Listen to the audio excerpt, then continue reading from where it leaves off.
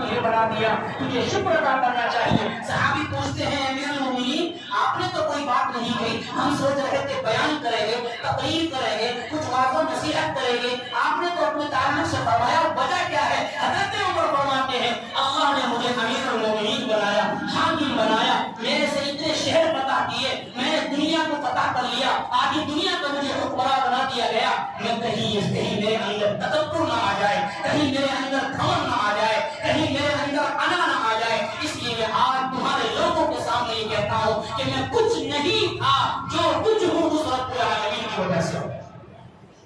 یہ ہے امیر المومنین، یہ ہے صحابہ کا حال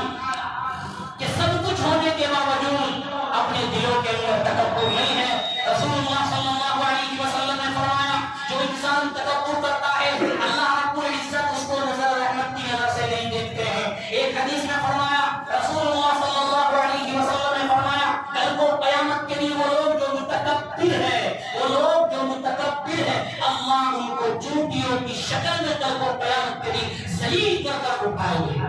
اور ایک حدیث میں فرمایا جس کے اندر رائی کے دانے کے برابر بھی تکبر ہوگا اللہ رب العزت اس کو جنت سے محروم کر دے گا۔ آج ہمارے معاشرے کے اندر ضرورت ہے ہمیں اپنے اندر سے انا کو ختم کرنا ہے، چاہے وہ علم کی انا ہو، چاہے دولت کی انا ہو، چاہے حسب نسب کی ہو، چاہے عہدوں کی ہو، کسی بھی چیز کی ہو۔ آج ہمارے اندر سے انا ختم ہو گئی تو معاشرہ صحیح ہو جائے گا، آج ہمارے اندر سے انا ختم ہو جائے تو رشتہ داری صحیح ہو جائے گی، آج ہمارے اندر سے انا ختم ہو جائے تو لوگوں کے درمیان اتحاد ہو جائے گا، اتفاق ہو جائے گا۔ آج معاشرے کے اندر اتحاد کیوں نہیں، اتفاق کیوں نہیں؟ اس لیے کہ ہر آدمی اپنے آپ کو بڑا سمجھ رہا ہے، ہر انسان اپنے آپ کو اونچا سمجھ رہا ہے، ہر انسان ایک دوسرے سے بات کرنے کو تیار نہیں۔ اگر اتحاد چاہتے ہو، اتفاق چاہتے ہو، محبت چاہتے ہو، میل جول چاہتے ہو، معاشرت چاہتے ہو، بھائی چارگی چاہتے ہو تو سب سے پہلے دلوں سے انا نکالنی ہوگی، سب سے پہلے ذہنوں سے انا نکالنی ہوگی۔ آج ہمارا حال اسی انا کی وجہ سے یہ ہے،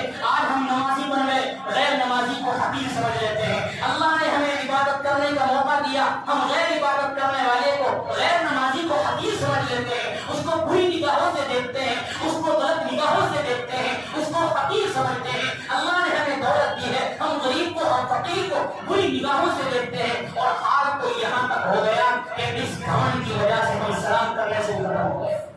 ایک دوسرے کو سلام بھی نہیں کرتے، اور یہ چاہتے ہیں کہ سلام وہ کرے گا تو جواب دوں گا، مجھے سلام نہیں کرنا۔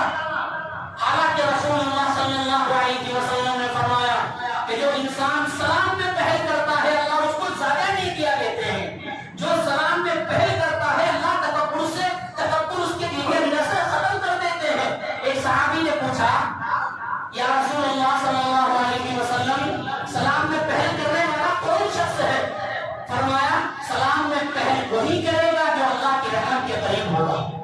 سلام میں پہل وہی کرے گا۔ آج ہمارا حال یہ ہے اگر مجھے اللہ نے علم دیا میں سوچوں گا نہیں میں علم والا ہوں، مجھے سلام نہیں کرنا، سامنے والا سلام کرے گا۔ اللہ نے دولت دی ہے تو میں سوچتا ہوں نہیں میرے پاس تو دولت ہے میں سلام نہیں کروں گا، سامنے والا سلام کرے گا تو ٹھیک نہیں کرے گا۔ یعنی ہم نے سلام اور مسافے کے اندر بھی اپنی انا کو بلند کیا، ہم نے سلام اور مسافے کے اندر بھی اپنے تکبر کو ڈال دیا، ہم نے سلام اور مسافے کے اندر بھی اپنی انا کو اور اپنے تکبر اپنے گھمنڈ کو ڈال دیا۔ نہیں، سلام کا تعلق